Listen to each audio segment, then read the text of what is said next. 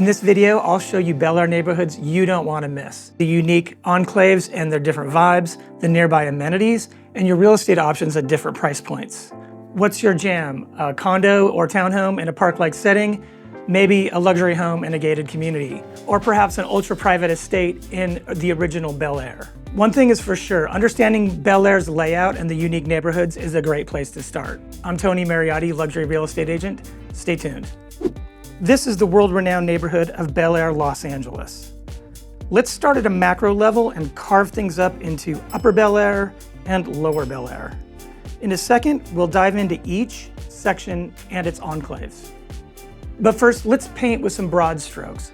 Bel Air is different from other luxury neighborhoods in the Santa Monica Mountains for one fundamental reason. The most expensive homes are in the lower part of Bel Air, and there are some less expensive options in Upper Bel Air, and that's inverse of what you might find in Hollywood Hills or Beverly Hills. So now let's jump into Upper Bel Air. Upper Bel Air neighborhoods include Bel Air Hills, Bel Air Ridge, and Bel Air Glen, and the gated communities of Bel Air Park, Bel Air Crest, and Stone Ridge Estates. One of the cool things about this half of Bel Air, there are many view homes here. I'll cover more about ridgetop view homes versus canyon homes in just a minute. Let's look at the key neighborhoods. The first group we'll look at together is Bel Air Glen and Bel Air Ridge, which sit across from one another. They both contain a mix of single-family homes and townhomes or condos. They're both laid-back neighborhoods that feel a little like suburbia. There are lots of trees and the neighborhood boundaries abut wild land. I always think of them as a great place to find a house nestled in a park-like setting. Another key neighborhood of Upper Bel Air is Bel Air Hills, established in 1952. Bel Air Hills includes about 900 plus homes. Now let's switch gears, and if a luxury home in a gated community is your jam, another group of choices here include Bel Air Park, Bel Air Crest, and Stone Ridge Estates. Here's a little bit about each. So Bel Air Park has a guard station but no physical gates. And then Stone Ridge Estates, and below that, Bel Air Crest, they have a fully guard-gated and physical gated entrance. Bel Air Park is comprised of 145 single-family homes. Houses sit on either side of Cassiano Road, so many have views. Bel Air Crest is the largest gated community in Bel Air. It is comprised of 200 homes, including several mansions in excess of 5,000 square feet. This resort-style gated community features a community clubhouse, sports courts, a children's playground, and a community pool. Stone Ridge Estates is comprised of 10 luxury homes. It is the smallest of the gated communities. It doesn't have community features like sports courts. So one thing about Stone Ridge Estates, it actually sits north of Mulholland Drive. So it's technically part of Sherman Oaks, but it's all Los Angeles. I mean, basically when the neighborhood was developed, it was marketed as an exclusive gated Bel Air community, and that description just stuck. In terms of amenities, locals enjoy the proximity of the Glen Center, which includes several shops, restaurants, and services like dry cleaner and a post office, which come in really handy. It's perfect for when you need something and you don't want to drive all the way to Sherman Oaks or Westwood to get it. In terms of getting outside, there's Getty View Park, which includes the Getty View Trail, which overlooks the Getty Center. It's a phenomenal view all the way out to the ocean. And then there's Stone Canyon Reservoir, built in 1924. Now, you might be tempted to think it's a recreational area. It's used only for emergencies for fire suppression.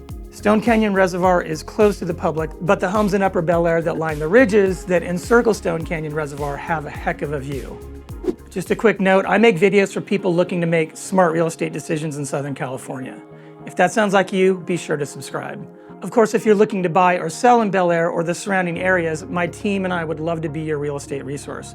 You can reach us at info@rubyhome.com or 323-678-9004. Now let's look at the enclaves of Lower Bel Air. The principal neighborhoods of Lower Bel Air include Bel Air Estates, the original Bel Air, Lower Cassiano, Moraga Drive, and Moraga Estates. Bel Air Estates, the original Bel Air right off of Sunset Boulevard, was founded in 1922 by developer Alfonso Bell. It's also known as Old Bel Air or Eastgate, and it's home to Billionaire's Hill.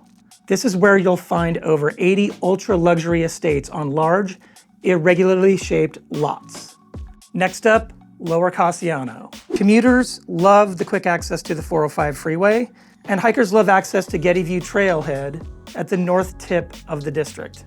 Just next to Lower Casiano is Moraga Drive, a 42-home subdivision known for its wonderful sycamore tree-lined lane and architecturally significant homes.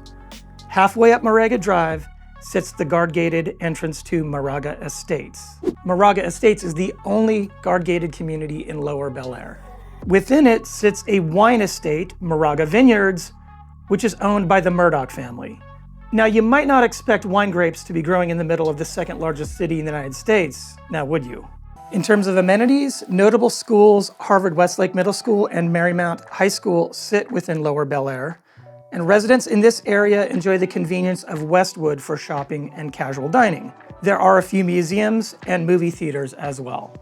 In terms of outdoor activities, to be honest, Lower Bel Air has fewer pocket parks and open spaces than Hollywood Hills or Beverly Hills. However, there is the south entrance to the Getty View Trail. There's also Bel Air Country Club for golf. I promised I'd talk a little bit about ridge homes and canyon homes and the differences. Ridge roads have a lot of view homes, so it's generally pricier, and canyon homes, while they can be pricey in Bel Air, do offer some values closer to the Los Angeles median price. So let me show you some of those ridge roads and canyon roads on a map. Roscamari Road starts as a ridge road, but turns into a canyon road right where it splits off into Stradella Road and Linda Flora Drive. Stradella and Linda Flora remain ridge roads. There's also some shorter runs on Bel Air Road and Somera Road. For canyon roads, check out Lower Roscamari Road, North Beverly Glen, and Stone Canyon Road. Now that you know Bel Air better, could you live here? If so, where? Be sure to leave your thoughts in the comments below. But if you're the type of person that likes to know all their options, you'll definitely want to check out this video about Hollywood Hills and this video about Beverly Hills. So be sure to watch those to make sure you're not missing out. See you in the next video.